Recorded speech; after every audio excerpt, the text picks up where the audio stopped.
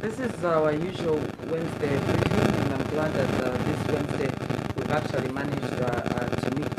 I only have two issues to share with you. As usual, thereafter I'll be happy to take comments. I think today what I'm sharing with you is as a result of a cabinet decision.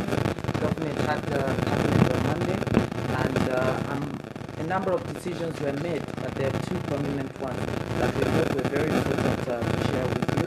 And the first one is on the national alcohol policy, that Cabinet approved implementation of the national alcohol policy, particularly that alcohol intake beyond recommended levels, which puts people more at risk of consequences associated with alcohol, like developing cancers, causing accidents, gender-based violence, or mixed with mental illness, and low birth weight in children born from drinking mothers, etc.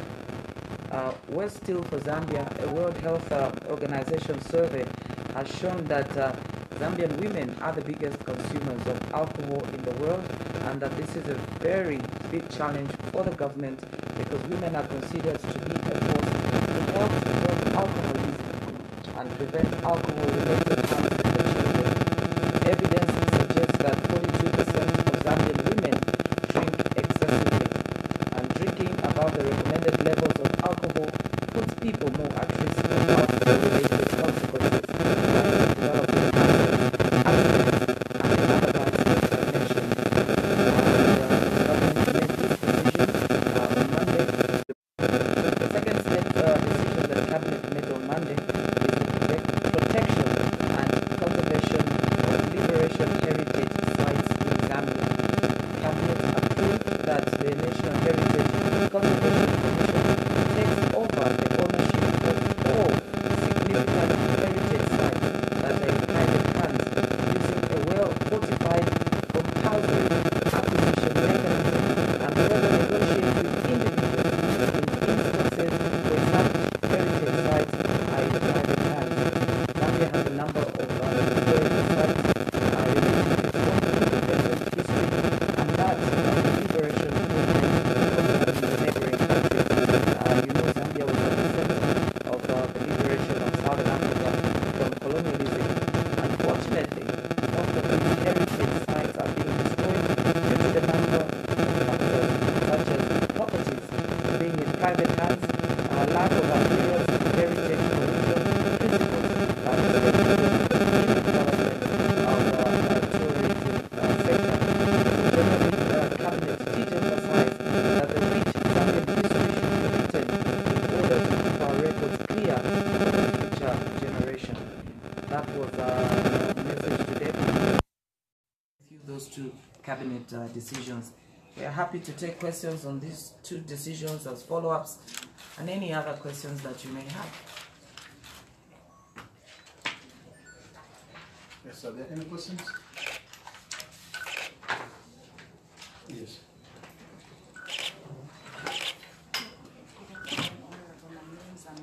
Please speak up, my lady. My name is Amanda Piri from Comboni Radio. Following the approval of the National Alcohol Policy, the draft National Alcohol Policy, how soon should we expect to see it go to Parliament? First of all, what is going to happen is that the relevant ministries, Ministry of Local Government, the Ministry of Health, obviously the Ministry of Gender, Community Development, the Ministry of Guidance and Religious Affairs, and other stakeholders will get together now to begin drafting this implementation policy. Actually, the fight against alcohol abuse is cross-cutting and will be mainstreamed in the various ministries of government. For example, in the Ministry of Education, that this education needs to begin very early in schools.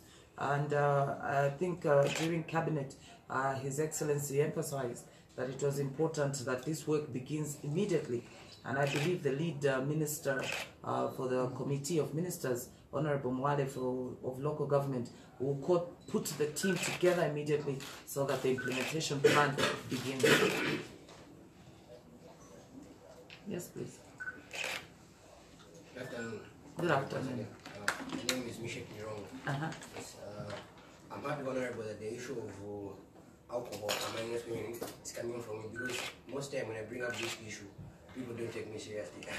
Now, it is a sad situation that our women are leading in terms of taking alcohol. Maybe you as a woman, why do you think our women are drinking a lot of alcohol? And maybe lastly, in an event that you're trying to fight alcohol abuse, can the government in any way suggest maybe I know that people will not agree with me, banning alcohol? Let me make it very clear that the government is not intending to ban alcohol. Let's make it very clear. I think what we're talking about here is alcohol abuse. Just like people abuse medical drugs, even like painkillers. So let us be very clear. We are not talking about alcohol abuse. Alcohol banning. What we are talking about is the abuse of alcohol, because abuse of alcohol leads to health issues. It leads to people losing jobs. It leads to accidents we've seen with the buses. So we are saying, as a nation, let us get together. There are laws already provided for example, in Ministry of Local Government that regulate production of alcohol. We are saying there are certain alcohol producers who are producing illicit beers, which is dangerous to your body. We are saying let's strengthen that oversight so that the proper alcohol is produced. We are saying there are laws that provide for when bars should open, but this does not seem to be enforced. We are saying let us strengthen that with an implementation plan so that this oversight is carried. We are saying distribution of alcohol. We heard, I think was it last year, alcohol coming from Namibia, which was not a good alcohol. And we are saying let us strengthen all this value chain around alcohol. And then on the health issue side, we are saying abuse. Let us provide that if somebody is alcoholic, where do they go in Zambia? Do they go to Chinama, which is synonymous with mental illness? Have we provided for anywhere else where somebody can be rehabilitated? These are the issues that will come out from this. Specifically that a study did find that Zambia had a very high rate of women drinking. I think there are also a number of reasons. We know traditionally that alcohol is brewed traditionally in villages by women anyway. So that proximity to alcohol as a business, but also that it's the women that produce a lot of this alcohol, especially in villages. I think we also know as a nation now that young people, young women feel very liberated. The women today are not the women of 20 years ago or 30 years ago. I think the economy has also done well. There's a lot of people are finding disposable income to be able to spend on alcohol, including women. So there are a number of issues that we have to look at. But what concerns government and as cabinet is that while people have the right to drink alcohol, abuse costs the nation through accidents, through health, through gender-based violence and so on. And if it is women, it is even more worrying because they bear children, and that would have an effect in terms of health on the unborn child. So very important question. I'm sad that people have not been taking you seriously, so very important question.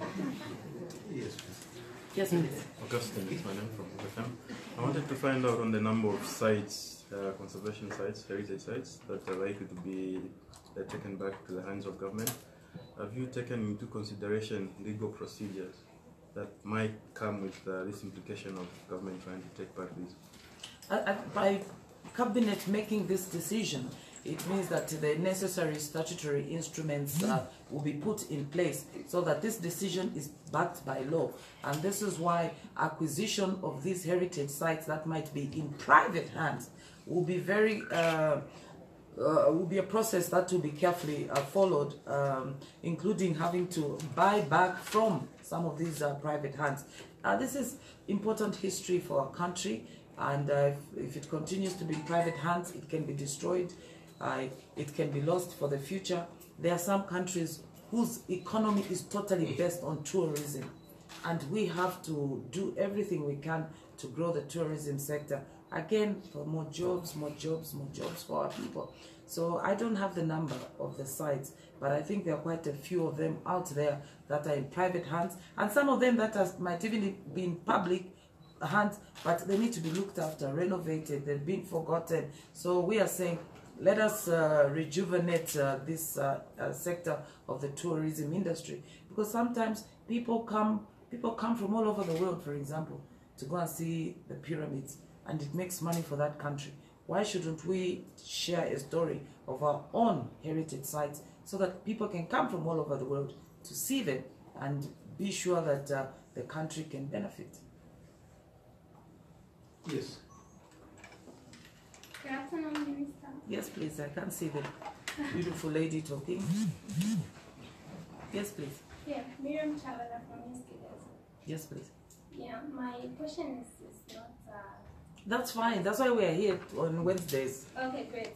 I would like to find out from government, following the revelations coming from State House and the concerns from interested parties over the president who signed the $500 million ZESCO guarantee loan. He was acting as Minister of Finance then, because according to the revelations from Amos Chanda, they're saying that he did so because the State House had information that the Concourt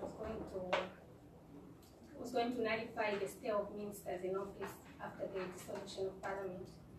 So my question is, how does State House know before a judgment is passed that this is the judgment that Concourt was planning to pass? Does it mean that judges submit their judgment to State House before they can render it into court, or what? Because the revelations coming from Mr. Chandatal is with what the president said when he was in Solwezi last year in November. He was saying that we know, my advice to our colleagues in the judiciary is that they shouldn't make certain decisions to stop me from contesting in 2021. We know what they are planning. They want to pass a judgment so that I do not stand in 2021. But I want to advise my colleagues in the judiciary not to go ahead and do that, because it's going to plunge chaos in the country. So what Mr. Chanda said is just a confirmation of what the president said. So I would like to know, how would people have confidence in the judiciary when the State House is aware of their judgment before it can be passed? Thank you. First, I think the two incidences of what the president said in Solwezi and what Mr. Amos Chanda is supposed to have said, I haven't spoken to him yet about this, Amos Chanda, but I think that what the president said in Solwezi was put out of context. I think that these things are not related. I do not believe, I think the president, coming from the legal background, I think has emphasized many, many times that the judiciary in this country is quite independent. I mean, really, if it wasn't so, why would government, in fact, ever get judgments that were not in its favor? Because you are implying that by the judiciary informing government or its State House, then why would government receive any judgments that were not in its favor? I actually have not seen or read or spoken to Mr. Chanda about this particular issue, but my understanding when I actually saw it, I don't know what Amos said, but my clear understanding would have been that by the time the president was signing this, and the delay was to anticipate that tomorrow there's a judgment, because I think if I recall, the judgment was coming on the 8th or the 9th. You can correct me. The judgment was coming on the 9th, and then the decision was made on the 8th. The judgment was coming on the... What decision was made on the 8th? The decision to sign the sovereign guarantee loan, it was agreed upon on the 8th. And then the judgment was coming up on 9th. So how did they predict? No. That's what I would like to No, know. I don't know what Amos said, but as far as the president is concerned and government is concerned, here's the logical sequence of events. That the proposal to sign this loan was on the 8th. But clearly, government had to wait and see that what decision will the court make the following day. I do not believe that the president was aware of that decision. I think the decision that was made was, let us wait for the Concord to make the decision tomorrow. If my colleague Amos Chanda knew by whichever way what that decision was going to be, I don't think the rest of us did. What I am aware of, that indeed the decision was, let us wait for the decision of the Concord. And unfortunately, the decision of the Concord went against the government. So the president became the acting minister of all ministries. And this is why I think sometime in September, he signed the sovereign guarantee as a minister, because there were no ministers. He had not appointed a full cabinet then. I think that was the logic of events.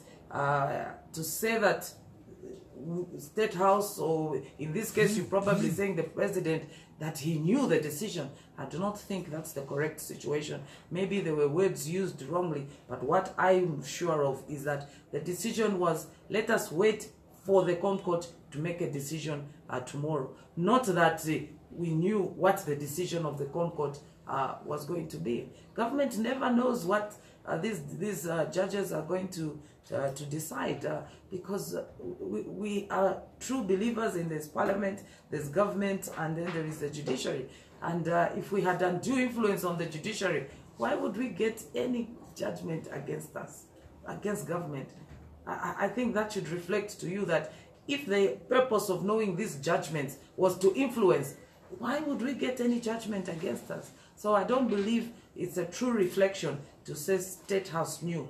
I think the decision was, let us wait to hear what the Concord will say, so that we do not invalid a signature on behalf of Zambia for a very important investment. And the decision was, let us wait for the decision of the Concord. Not that we knew, but to support the country so that the signature does not become invalid. I think it was purely caution on behalf of government, on the side of government. Well, Honorable, just a follow-up. Please follow up, please. To that question. I don't know really if you understood the context of the question. Mr. Amos Chanda's story came out in yesterday's paper, and we had his verbatim from the introduction of the court to the conclusion. Mr. Chanda is saying that the president made that decision to sign the sovereign guarantee loan for this on the 8th of August 2016, and then the judgment was going to come up on the 9th. But because Mr. Chanda in his words is saying that we knew what the judgment was going to be, they were going to notify the state. So that is why the president decided to do that. And if you followed me correctly, I'm following you, don't worry. This is Mr. Chanda's revelations. His statement to say that we knew what was going to come up on the 9th. That is what the president said. In his words, the president in November last year, he was saying that we know what our colleagues in the judiciary are thinking. They want to stop me from contesting in 2021, but that is going to plant chaos in the country, because if the party wants me, then they should allow me to stand.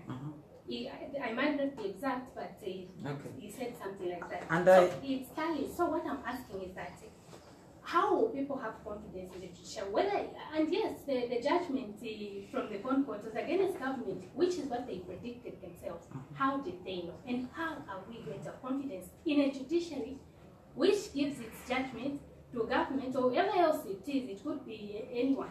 They tell the people that they are sitting to make judgment about, they tell them prior to the judgment. Where is the separation of powers? How do we understand it, and how do we believe that this judgment is really made in good faith? Okay.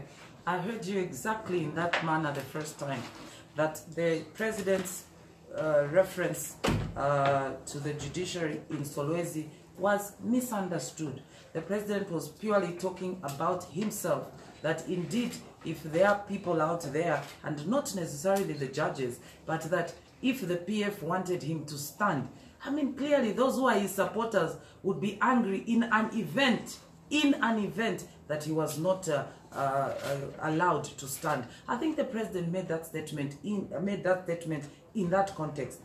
If Mr. Amos Chanda, in his verbatim, told you that we knew, I think he must be talking about himself. What I want to put on record categorically is that, look, the sequence of events would be that in the interest of government and the people of Zambia, if a signature would be put today, and because we don't know yet what the Concord will say tomorrow, and that signature will become invalid the next day, then we would be irresponsible not to wait until we heard what the Concord had said. If the Concord had ruled in favor of government, the minister then would have continued to sign, because the important thing was to secure that loan, now that sovereign guarantee.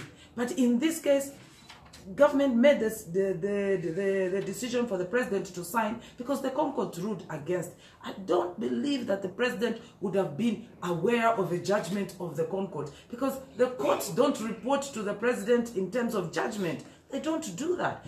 If Mr. Amos Chanda, the person, told you that, I think it is him you must ask how he knew. But I can put the position of government very clear, that the position was, let us be cautious. If this signature is put today and it becomes invalid tomorrow, how are we going to manage? Let us wait and just be cautious on how the court will rule tomorrow. And I think that if you're about to make a major decision, you'd rather wait and hear what the courts will say.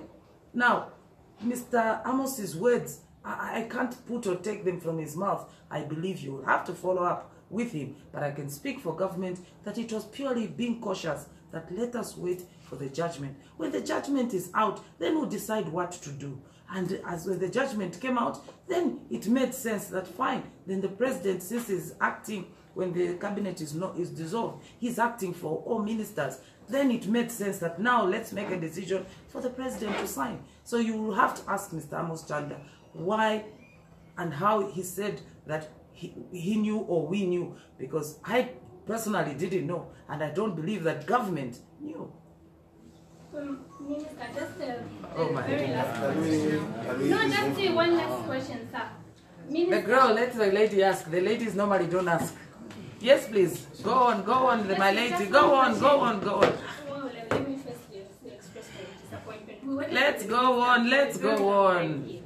Can I be allowed? Please, that's why we do this Wednesday. Minister, yes, Mr. Amos Chanda, those might be his words, but it is the mouthpiece of the president. But I will not take you back there. I would just like to know how your government is going to restore confidence in the Zambians who have lost confidence in the judiciary when top-ranking officials in this government, like Mr. Amos Chanda, is uttering the words like the ones he did.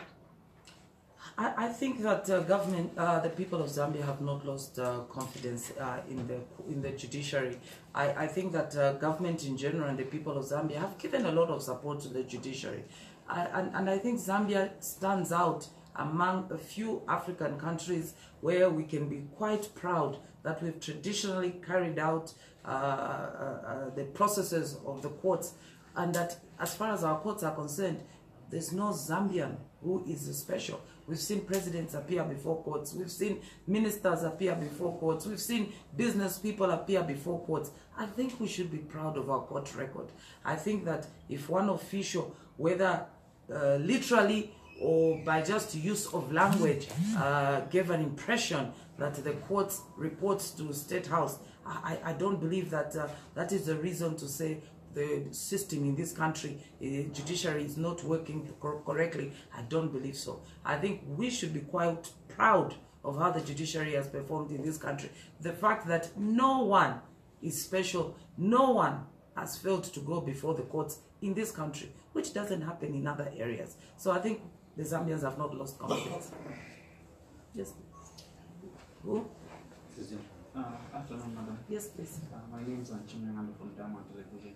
Basically, I want to find out on the Eswatini land deal, where the president or the land given to the president was not, why it was not declared to the nation, since it was given to him in the capacity of our president, where the public would want to know why was it declared that it was given something in there. Is it something that he can hand over to the government? I think the position on this matter by government has been very clear. First of all, that land was gifted to him by the king.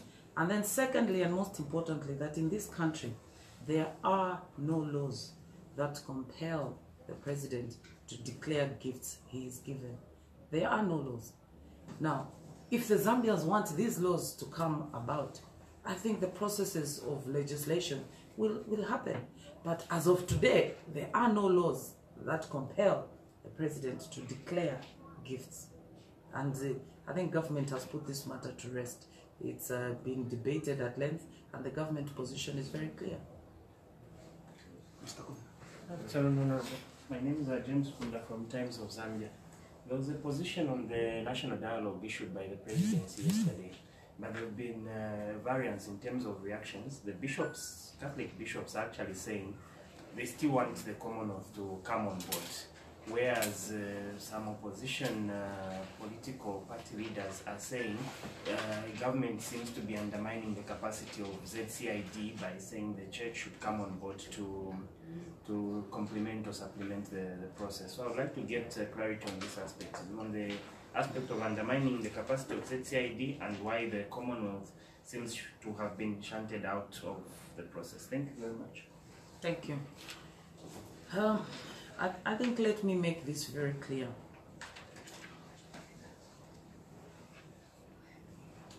The Zambia Center for Inter-Party Dialogue is an idea that was mooted out of the various political parties in this country to say, as we deal with political processes, we must have a place where we can all go and dialogue.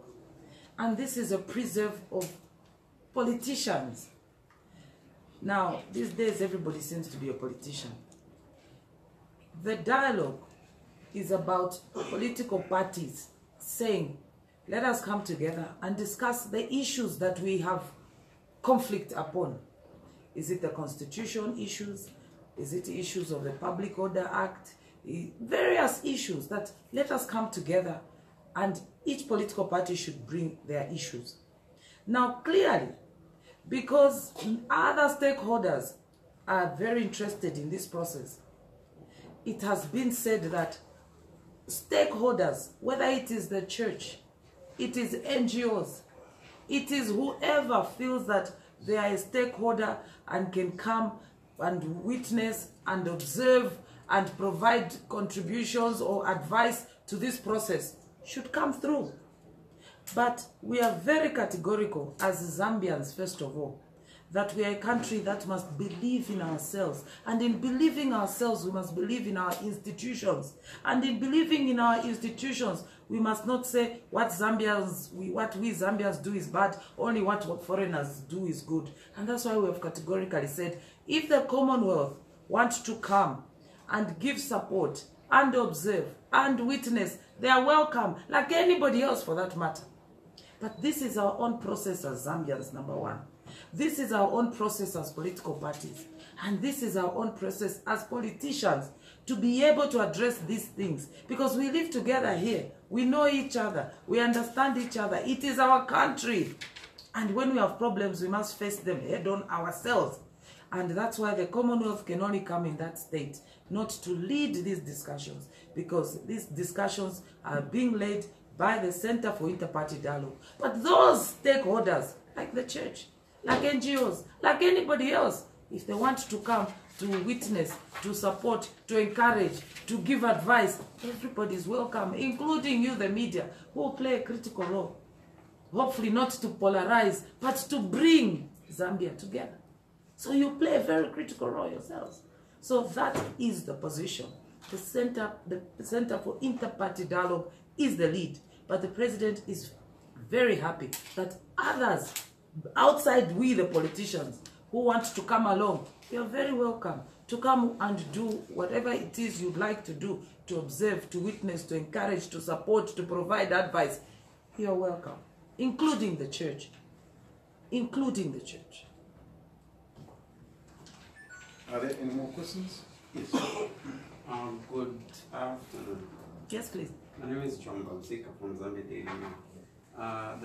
During the last briefing, you advised SIGTA to work in collaboration with the police to investigate a video of some cadres who were threatening violence against some Kiev cadres.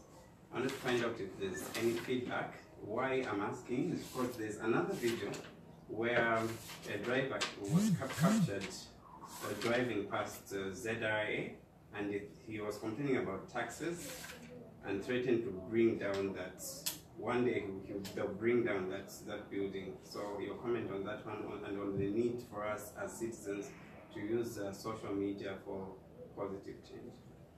Thank you. Very important. In fact, I had Zikta here just before you left, and I didn't even follow up. I'm sure it's something that we will follow up. But clearly, the message, and we were discussing these same issues when Zikta was here, the message continues to be that the internet is a good thing. It's a good a place for interaction, for business, for media, and so on. But we have to use it responsibly. We just have to use it responsibly. I can't overemphasize your words, but just to take note that I do need to give you an update, and I don't have it now. But I can only appeal to the citizens, and especially to the media, that be the champions for using the media responsibly. Responsibly. It is amazing that there are a lot of, when you go on the internet, lots of young girls, people's children, taking pictures of themselves naked and so on. It's a good thing, the media, but we have to use it responsibly, because those young girls or young boys, one day they'll be adults, isn't it? They'll be adults, isn't it? And once it's on the internet, you can't take it back, and you'll be going to look for a job with a picture like that. So in Europe now, for you to get a job, they Google you. So to me, I'm glad that some of you are taking up this cause. We just have to work hard, all of us, and try to change our people's attitudes towards the use of the internet. Taking pictures, what kind of pictures, especially for the children. And that's why we keep saying we are providing for legislation to encourage good usage of the internet and not abuse. Is there any person? Any more person? Nobody else? You okay there? Hmm? No, fine. You didn't come with a question at all? No.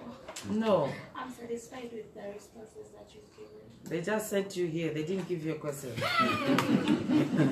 My dear lady, they didn't give you a question. Okay. Thank you so much, people.